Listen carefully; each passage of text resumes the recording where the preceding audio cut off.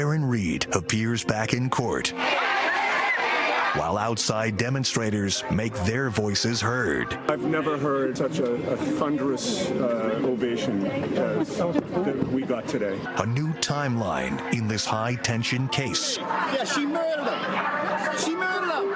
And a new legal battle that could change the charges against her. Canton Confidential, the Karen Reid murder trial, starts right now. Glad to have you join us for this edition of Canton Confidential, the Karen Reid murder trial. I'm Glenn Jones. J.C. Monahan has the night off. Tonight, a new roadmap for how this case will play out in the wake of this month's mistrial. The next date for the calendar is August 9th. That's oral arguments on the defense's motion to dismiss 2 charges against Reid, including the second-degree murder charge. And today, the second jury trial was scheduled for January 27th. It's the date we've been wondering about since the mistrial declaration on July 1st. And it comes near another meaningful date in this case. That trial will start only 2 days before the O'Keefe family marks 3 years since John's death. He died January 29th. 2022. Those are the big developments from such a short hearing today. It took less than 5 minutes to sort everything out. Outside the Norfolk County courtroom, a big turnout from Karen Reid supporters and those who think she's responsible for John O'Keefe's death. Let's go live to NBC 10's Eli Rosenberg with more on today's developments from Denham. Eli. And Glenn, a lot of buildup for this hearing. The hearing, though, relatively short, about 4 minutes and 32 seconds to be exact. A lot of ground covered, a timeline going forward, and out here, hundreds of people. Emotions were running high. For the first time since a mistrial was declared in her high-profile murder trial, Karen Reid back in court. Good afternoon, Your Honor. And once inside, a quick status hearing setting the calendar for what happens next. Any surprises today? Or pretty? No, I think we'll do it next time. Reid is charged with hitting her boyfriend, Boston police officer John O'Keefe, with her SUV back in January 2022. Her 9-week murder trial. I'm declaring a mistrial. Ending after that mistrial was declared following 5 days of jury deliberation. And since Reid's lawyers have filed a motion to dismiss the charges against her, saying they have heard from 5 jurors that say the jury reached unanimous verdicts that Reid wasn't guilty on 2 of the 3 charges, but that those verdicts were never conveyed to the judge. It speaks volumes that nobody has come forward to contradict what they've said. Outside today's status hearing, more than 150 people supporting Karen Reid. This crowd is here for Karen. We got no quit. We ain't stopping. Also out here, more than a dozen people saying they support O'Keefe, including his former neighbor. He was a good neighbor. He took care of his 2 kids, his niece and nephew. I mean, he stepped up to the plate. He had a heart of gold, and he didn't deserve what he got. So let's talk about the plan moving forward. Oral arguments on that motion to dismiss scheduled for August 9th. It's a Friday at 2 p.m. And the second trial for Karen Reid, well, that is set for January 2025. You saw the video right there. Who wasn't here? Alan Jackson, David Iannetti, Reid's lawyer, says he will be part of Reid's second trial. Live in Dedham, Eli Rosenberg, NBC 10 Boston. That's an interesting development for the defense team. Eli, thank you. All right. It's been a few weeks, but we want to welcome back to Canton Confidential Michael Coyne. He's the dean at the Massachusetts School of Law. All right. The next trial is expected to look very different from the first one. The charges could be different. We don't know what role Michael Proctor will play in a second trial. And the witness list, we have to expect, will be shorter for the Commonwealth. If you're in the Norfolk County DA's office, of those 3 things, the charges, Michael Proctor, and the witness list, what do you do? It's the witness list that will be pared down significantly. Trim the case, get the fat out of the case. Don't focus as much on what the defendant's case is about the alleged conspiracy and all of that, but focus on the details of your case, the excessive drinking, the snowy night and driving under those conditions, and then ultimately his death that was caused by the defendant as they see it. That has to be much tighter if they want to get a conviction on the vehicular manslaughter. I think the charges will stay, assuming that there is no dismissal, I think it would be a better idea to drop the murder charge and just focus on the counts 2 and 3 of the indictments. It is arguable whether or not the defense can say they scored a victory the first time around because they got a mistrial. Certainly their client wasn't convicted. But how do they get to acquittal? What do they need to do? Well, they've got a big job to do as well, because we know now that the jury started out 6-6 on the vehicular manslaughter, ended up 8-4 by one affidavit, and even today disclosed that it came to 9-3 guilty on that charge. So what they have to do is focus on the reasonable doubt aspect of the case. Again, you know, you've got a snowy night. Accidents happen on snowy nights. You have a scapegoat, as they see it. I wouldn't pitch the broad conspiracy. I'd make it a scapegoat for the sloppy police assembly of the evidence and all the work that they did and all the mistakes along the way. So it was sloppy, and I think the jury would accept that, and I think they'd have an easier time selling a reasonable doubt argument and that she's a scapegoat as opposed to being framed. And I think that sounds like a technical difference, but I do think there's a big difference, because I'm not sure, based on what we're hearing, the reports of the verdict on count 2, is the jury bought the argument that there was a massive conspiracy here. Yeah, you raise a good point, because it seems like no matter what side of the issue people were on, they seem to agree that the police work here was nothing to be proud of. All right, let's talk finally about this specific window to set up the retrial. We know that the target date is January 27th, but all along this had to happen within a year of the mistrial declaration.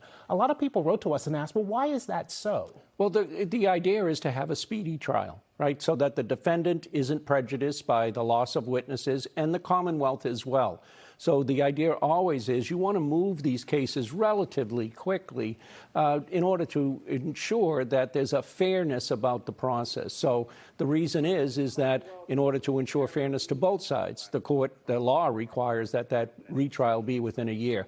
It's a pretty significant period of time to be able to set dates, even assuming the lawyers have busy schedules, which they do, and all of the rest. All right, but this one is so unique because we have these 2 charges that the defense says should be thrown out because she was acquitted on those 2. So we'll talk about that more in a moment. Okay. So you stay there. Michael Coyne is going to be with us for a while longer. We're also going to bring in local attorney Catherine Loftus and our courtroom insider Sue O'Connell to talk about the legal battle set to take place before Karen Reed's second trial. The defense claims they've heard from multiple jurors who say they determined Karen Reed was not guilty on 2 charges. Could that lead to those charges being dismissed ahead of the second trial? Canton Confidential continues right after this.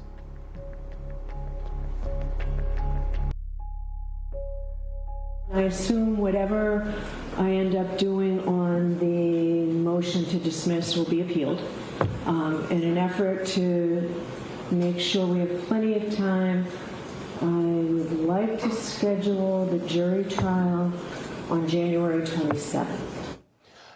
Judge Beverly Cannoni there. Welcome back. Michael Coyne is back with us, and joining us now is attorney Catherine Loftus. It's good to have you back here as well. Glad to be back, bud. You might recognize her from TikTok, Note My Objection, and Sue O'Connell, our courtroom insider, is back with me again. All right, so let's set up what's happening here with this motion to dismiss, and then we'll talk about it on the other side. The teams have until August 9th to finalize their oral arguments in the motion to dismiss 2 charges against Reed. They are the second-degree murder charge and the charge of leaving the scene of a fatal crash.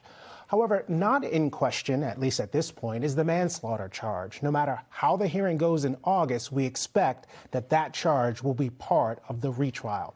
So this would be a big win for the defense, of course, Catherine, if they can get 2 of those charges dismissed. Based on what you've seen so far in the written arguments, which side do you think has the strongest case? And then we'll find out if Michael agrees. I think we'll see. We'll see how I think that the Commonwealth has the stronger leg to stand on in terms of the legal argument. And I think sometimes it's difficult to differentiate between maybe what seems like it would be the most fair and what the law actually requires. What would require the judge to do if she was going to call all these witnesses back in, poll the jury, is essentially really overstepping the court's boundaries going into the minds of the jury after they've been subject to all the media, all the, the things that they've been able to read after this has been over.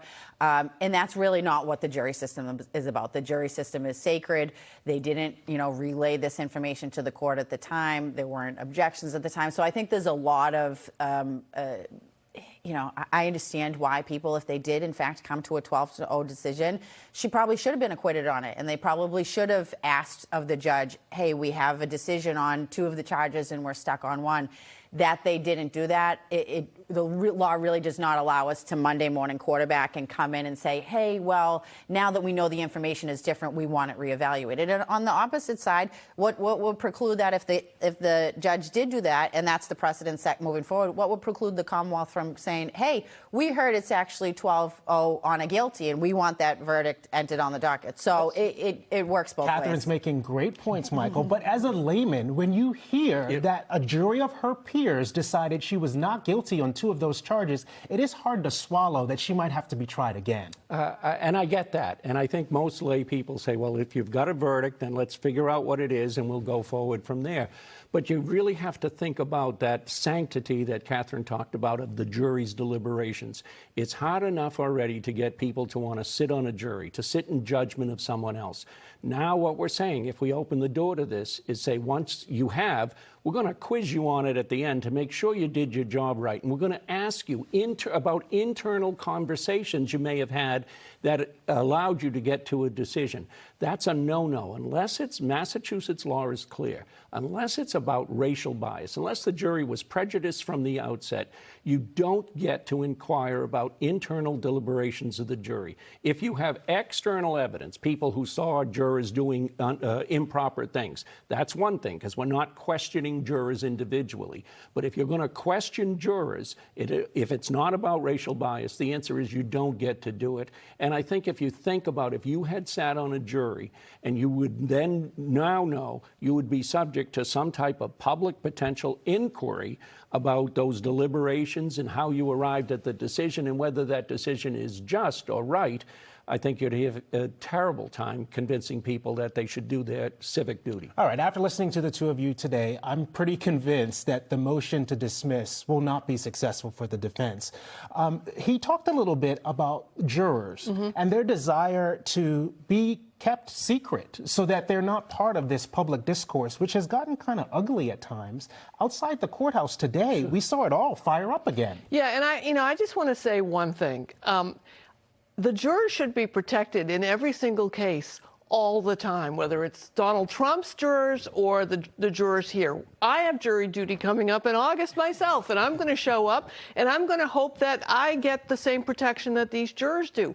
To their point, it's the sanctity of the jurors' room. This is how our system works. If you are unhappy with this, vote for people who are going to change it. Find things that you can do to change the law. The jurors are not the bad guys or the good guys in this. They are just the jury of our peers. And when I was in that court, I didn't get into the courtroom today, but I was in the courthouse. Other people have trials going on. There's a man who was there hoping that something would change so he could get a job. And people are outside screaming, and he's unnerved by this. There are other jurors who are coming in for other cases, watching this. What does this say about how we protect our jury system if they're going to be subjected to all of this all the time and all this scrutiny? To the point that Sue is making, Judge Cannoni has decided in this instance to keep the jury list secret. Based on what you know, is that the appropriate step? I think it is. Initially, the order of impoundment only lasted 10 days, and the order allowed for if there was good cause shown, and we have seen that a subsequent juror came forward, hired their own attorney, which, that's we don't want jurors having to hire attorneys to petition the court to say, hey, I'm so afraid that I'm going to be followed home. I'm afraid if my name becomes public, I'm going to be harassed, all these kinds of things. So I think it was the right decision. When that affidavit and the motion came out from that juror, it was clearly good cause was met. And I think you're always going to want to side on the side with the side of the juror's protection. And I think she did the right thing. Yeah, you feel the same way? Well, I think all you have to do is look at the video from outside the courthouse today to say this has gotten out of hand. Yeah, it was raucous. That jurors now are worried about their safety. The juror that came forward specifically said that. Their jobs, their family, they thought they were even followed. Things have gotten way out of hand. The fact is that you can support one side or the other without such a dangerous threat that now exists, as we've seen. It wouldn't surprise me, obviously, at all that when the case is retried, we will have the distance rule again in place. And I think you saw today's actions as saying that was a pretty good idea while the case was being tried the first time. Okay, thanks to all three of you. This is related as well. This trial has had a huge impact on the small town of Canton. Some supporters of Karen Read claim bleach-filled balloons were thrown on their front yards. They believe it's in retaliation for their support of Karen Read. We're hearing from three people who say they were victims when Canton Confidential continues.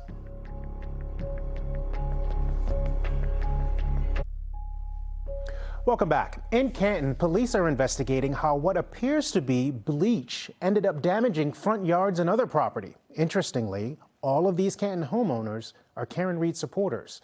Our Aaron Logan spoke to them in a story you saw first here on NBC 10 Boston.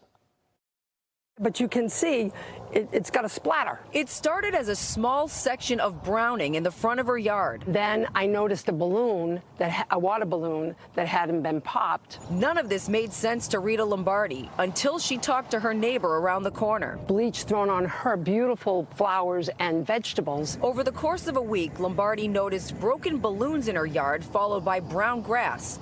She called Canton police. So did Brenda Sweeney.